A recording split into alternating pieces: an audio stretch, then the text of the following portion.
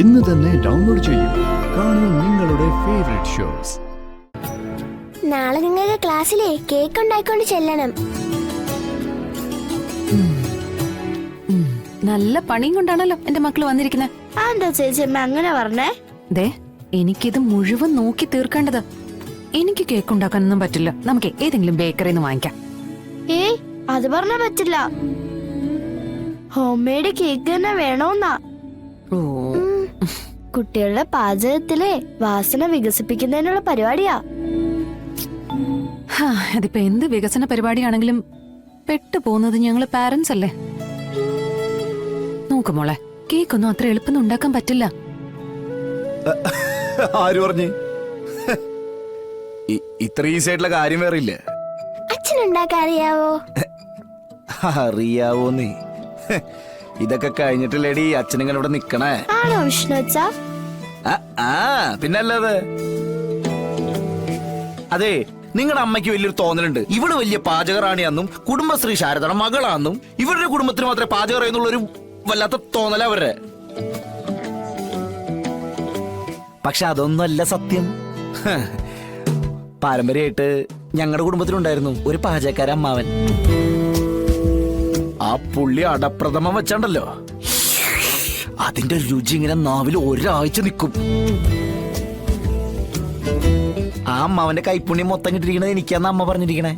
എന്നാ പിന്നെ പിള്ളേർക്ക് കേക്ക് വിഷ്ണുവേട്ടൻ തന്നെ ഉണ്ടാക്കി കൊടുക്ക്. ആ പാചകക്കാരൻ അമ്മാവന്റെ കഴിവ് വിഷ്ണുവേട്ടന് കിട്ടിയിട്ടുണ്ടോന്നും അറിയാലോ. അത് ശരിയാ. എന്നാ പിന്നെ അച്ഛനുണ്ടാക്കി തന്നാ മതി കേക്ക്.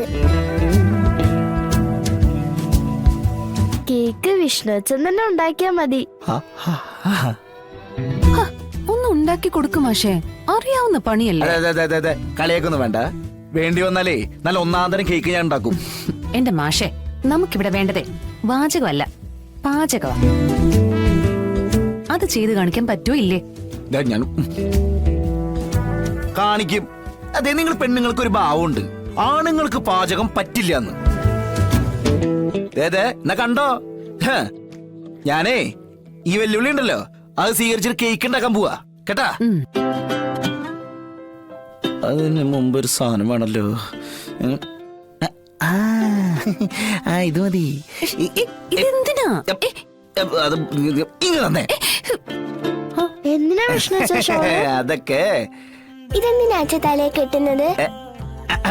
ഓള് സിനിമ കണ്ടിട്ടില്ലേ, ഈ ആണുങ്ങൾ പാചകം ചെയ്യാൻ പോകുമ്പോ തലയിൽ കെട്ട്. അതുകൊണ്ടാണ് ഇങ്ങനെ ഒരു കെട്ട്. അത് മസ്റ്റാണ്.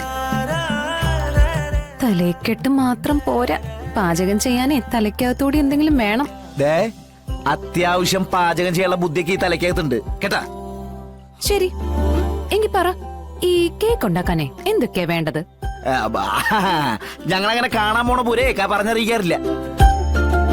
നീ കണ്ടോ വിഷ്ണുവിന്റെ പാചക മാമാങ്കം? ഇപ്പൊ ശരിക്ക് തരാം. അമ്മേനും മക്കളെയും കേക്ക് തിരിച്ചു കൊല്ലും ഞാൻ. വല്ലതും നടക്കോ ചേച്ചിയമ്മേ? ഇപ്പൊ ശരിയാക്കി തരാന്ന് പറഞ്ഞല്ലേ പോയത്. നമുക്ക് നോക്കാം. വാസത്തെ നമുക്ക് നോക്കാം.